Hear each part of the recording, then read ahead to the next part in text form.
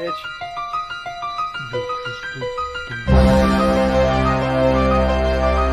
My name is Brian, and if you clicked on this video, you're probably trying to figure out, what boss is he talking about? What's the hardest boss in the game?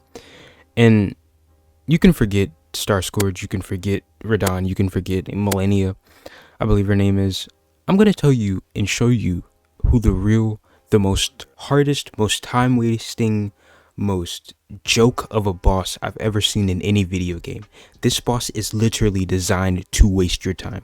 It's not fun. There's no fun aspects about this. It is solely put into this game to waste your time. Alright, so who am I talking about? It's Renala, the Moon Queen, I believe her name is, right? So, you beat the first two bosses, you're chilling, right? So you have to fight a boss to get to this boss off rip. So you fight this, you go to a parlor, you fight this one boss. He's tedious, don't get me wrong. Like, he has a lower health pool, but he's not easy by any means. Magic just going everywhere. It's a huge visual illusion. So let's just say you beat him. You finally get one side of grace, right? After you beat him, you take a left out of his little room, and you have to go across an entire courtyard filled with atrocities that are looking to kill you 24/7. So off rip, you have crabs running around trying to pinch your feet. You got random zombie people. I guess you got like wizards that look like Gary Busey, and there's never just one of them. It's like 2 or 3 of them at a time, and they're just firing. You better hope you have a melee build that can get up close. If you're a mage, tough. I had to skip them. I had to run past them. And then on top of that, the big bosses in this little courtyard you have to get is this huge, like, car moving. I don't know how to describe it, but with rotating arms, and the arms fly around and they like extend out to just kill you, and they hit you when they go out and they hit you when they come back in, and you have to get past them, you have to get past the zombies, you have to get past the crabs, and on top of that, after you make it out of this courthouse, you have to go do parkour. You're not done yet. You thought you were done? You thought you could fight the boss? No, you're not ready yet. You have to walk 2 thin parkour lines, and once you're done, just after you hop into a safe place for the parkour, you have 2 giant balls that I guess track your movement or whatever that you have to dodge. Lord forbid you can hopefully you can find a pattern, because Lord forbid you mess that up and you have to go through the whole thing over again. Alright, so let's just say you make it past the entire minefield of enemies trying to kill you. You make it past the parkour. You make it past the 2 giant balls that move around random angles, right? Now you have to go up. You have to push a lever. Every single time you do this, if you die once, you have to do this entire sequence again.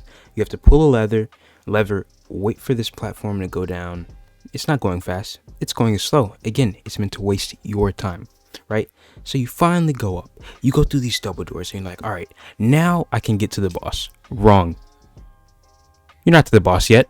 The boss is floating in the air, suspended like a failed Super Bowl halftime performance, just sitting there in a plastic bubble filled with like a protection barrier of curb stomp cremated puppies aura, and you can't hit her. So you're like, all right, well, what do I do now? How do I get her? You have to go around. There are these little doll-like little girls that look like Sid from Toy Story made them, and like they're paralyzed from the waist down, and they're on the ground. You have to go find like 3 specific ones that have floating auras above their heads. Kill them before you can even take hits at the boss. And if you don't kill the boss on the first try, you have to go in that room and you have to kill 3 more every single time until the 1 health bar is depleted, right?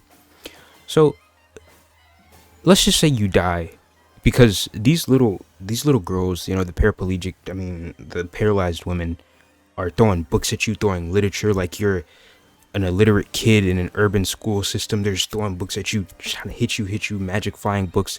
They pick up like globes and throw them at you. The globes explode. There's chandeliers falling. It's a bunch of mayhem, right?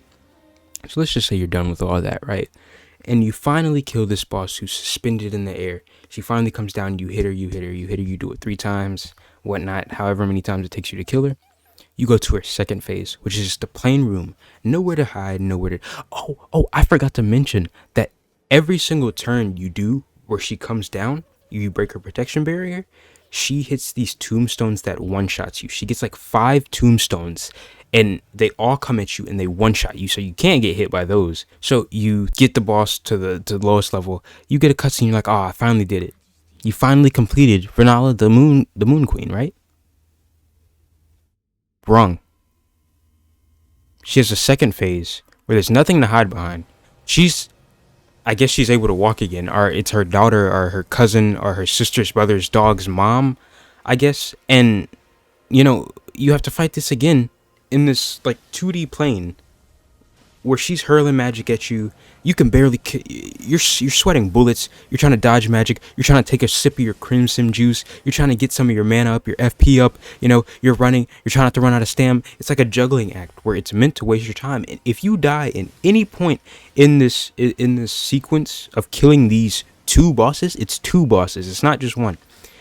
You have to go through the entire cycle again and again and again. So I guess what better way to segue than to show you guys one of my attempts. I was fuming. But let's get into it.